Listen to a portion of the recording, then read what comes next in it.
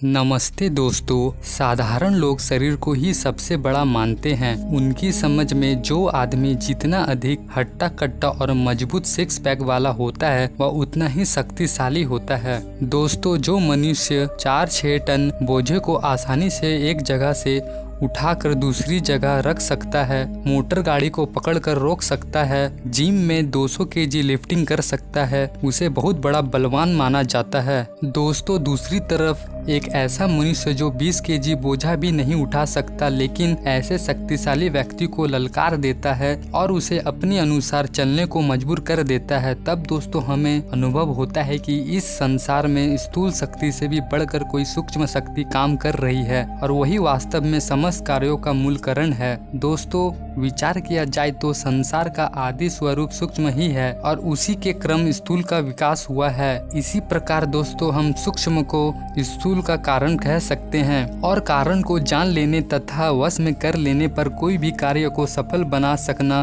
कुछ भी कठिन नहीं रहता। दोस्तों, एक समय था जब मनुष्य केवल अपने हाथ पैरों की या हाथी घोड़े बैल आदि की शक्ति को ही प्रधान मानता था, उसी से बड़े बड़े कार्य सिद्ध करता था। दोस्तों, उस समय अगर उनको कोई 100 टन की वस्तु को अपने स्थान से हटानी पड़ती तो उसमें 100 आदमी ही लग जाते थे, वरना अनेक हाथी बैलों आदि को एक एक साथ जोत कर इस कार्य को पूरा कराया जाता था। पर कुछ समय बाद जब मनुष्य को भाप जैसी सूक्ष्म शक्ति का ज्ञान हुआ तो उसकी सहायता से अकेला मनुष्य ही हजार टन वजन की वस्तुओं को हटाने में समर्थ हो गया। इससे आगे चलकर मनुष्य को बिजली की शक्ति का ज्ञान हुआ जो भाप की शक्ति से भी सूक्ष्म थी। दोस्तों, इससे मनुष्य को ऐसी शक्ति प्राप्त हुई कि वह सैकड़ों मील दूर बैठकर ऐसे ऐसे कार्य को भी पूरा करने लगा जिसे पहले 2-4 हजार आदमी भी कठिनाई से कर सकते थे। दोस्तों, वर्तमान समय में मनुष्य अणु शक्ति को हस्तगत कर रहा है जो बिजली से भी अत्यंत सूक्ष्म है। इसकी सहायता से अब यह आशा की जा रही है कि मनुष्य बड़े बड़े पर्वतों और सागरों की भी काया पलट कर सकेगा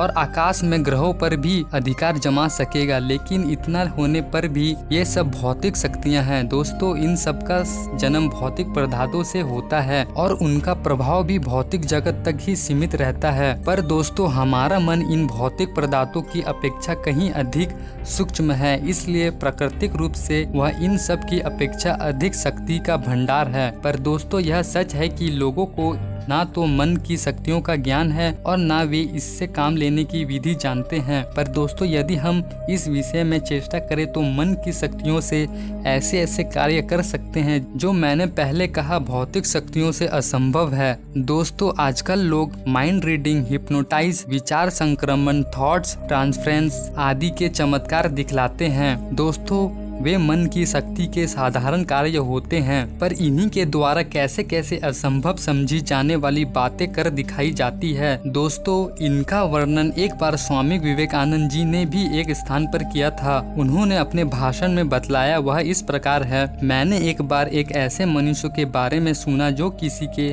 प्रश्न का उत्तर सुनने के पहले ही बता देता था। मुझे यह भी बतलाया गया कि वह भविष्य की बातें बतलाता है। मुझे उत्सुकता हुई और अपने कुछ मित्रों के साथ मैं वहां पहुंचा। हम में से प्रत्येक ने पूछने का प्रश्न अपने मन में सोच लिया था और कोई गलती ना हो इस ख्याल से उन प्रश्नों को कागज पर लिखकर अपने जेब में भी रख लिया था। यूं ही हम में से एक वहां पहुंचा, उसने हमारे प्रश्न और उनके उत्तर बतलाने शुरू कर दिए।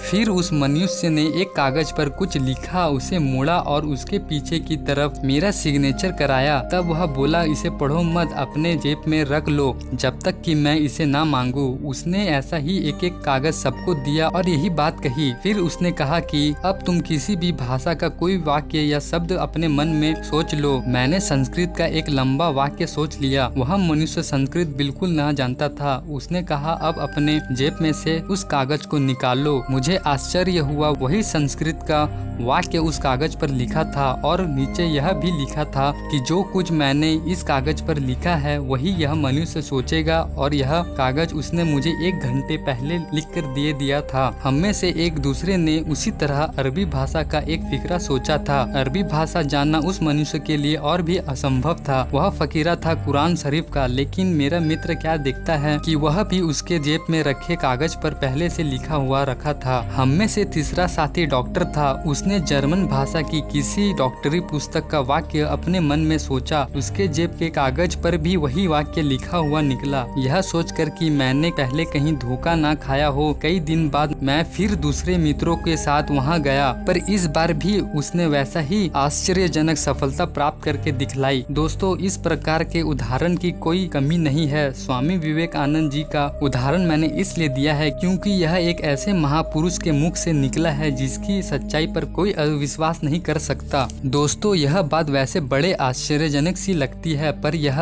दूसरे के दिमाग में उठने वाले विचारों को जान लेने और अपने विचारों को उनके दिमाग में प्रविष्ट करा देने की विद्या के सिवाय कुछ नहीं है। दोस्तों, योग शास्त्र के अनुसार यह आध्यात्मिक उन्नति की दूसरी सीढ़ी है जो मनोमय कोश पर कुछ अधिकार होने पर प्राप्त हो सकती है। दोस्तों, प्रत्येक मनुष्य का मन संसार के समिष्ट मन का अंश मात्र है, इसलिए प्रत्येक मन दूसरे हर मन से जुड़ा हुआ है। दोस्तों, मन एक विश्वव्यापी तत्व है। इसी अखंडता के कारण हम अपने विचारों को एकदम सीधे बिना किसी माध्यम के आपस में संक्रमित कर सकते हैं और इसके द्वारा छोटे मोटे चमत्कार ही नहीं दिखला सकते, बल्कि बहुत सारे व्यक्तियों के मन को अपने अनुसार मार्ग की ओर मोड़ भी सकते हैं। दोस्तों, जो महापुरुष किसी राष्ट्र का निर्माण करते हैं या कोई अद्भुत शक्ति उत्पन्न कर देते हैं, वह इसी शक्ति का प्रभाव होता है। वह लोग इस शक्ति के लिए योगियों या मेस्मराइज करने वाले के समान नहीं कोई अभ्यास नहीं करते, बल्कि यह शक्ति और प्रभाव उनमें प्राकृतिक रूप से होते हैं। दोस्तों, मनुष्य इस प्रकार मन की शक्ति को कहां तक बढ़ा सकता है, इसका कोई अंत नहीं है। इस प्रकार जब हम अपने मन की बड़ी शक्तियों को किसी एक विषय में लगा देते हैं तो उसमें आश्चर्यजनक उन्नति करके दिखला सकते हैं। दोस्तों, भारतवर्ष के ऋषि महर्षियों ने बिना कॉलेजों और विश्वविद्यालयों की शिक्षा प्राप्त किए जो अद्भुत आविष्कार किए थे और वैज्ञानिक सिद्धांतों को खोज निकाला था, उसका मूल इसी प्रकार की मानसिक शक्तियों में था। दोस्तों, गणित, ज्योतिष, चिकित्सा, रसायन शास्त्र, भौतिक विज्ञान आदि अनेक महत्वपूर्ण शास्त्रों की रचना उन लोगों ने अधिकांश में इसी प्रकार की थी। इतना ही नहीं, उनमें से अनेक ने साधारण धातुओं को सोने के रूप में बदलने, अपने पंचभौतिक शरीर को लगभग अमर बनाने, बिना किसी यंत्र के आकाश में उड़ने आदि जैसे असंभव माने जाने वाले कार्यों को भी पूरा कर दिखाया था। पर चूंकि इस प्रकार के कार्यों में उनकी मानसिक शक्ति ही प्रधान थी, वर्तमान समय के अनुसार बाहरी यांत्रिक साधनों का उनमें विशेष संपर्क न था। यही कारण है कि उस समय इन विद्याओं और विधियों का वैसा सार्वजनिक रूप से प्रचार न हो सका जैसे कि हम आजकल देख रहे हैं। पर इससे यह नहीं कहा जा सकता कि वर्तमान युग विज्ञान की दृष्टि से विशेष उन्नति का है। इस समय वैज्ञानिक आविष्कारों की सार्वजनिकता का परिणाम यह हुआ है कि उनमें से अधिकांश का दुरुपयोग हो रहा है और प्रत्येक आविष्कार रुपया कमाने का स्वार्थ साधन का जरिया बन रहा है। अंत में बढ़ते बढ़ते यहाँ तक नौबत आ गई है कि स्वार्थी और गैर जिम्मेदार व्यक्ति अणु बम और हाइड्रोजन बम जैसे विनाशकारी साधनों के अधिकारी बन गए हैं और संसार के अस्तित्व को खतरे में डाल रहे हैं। यही कारण था कि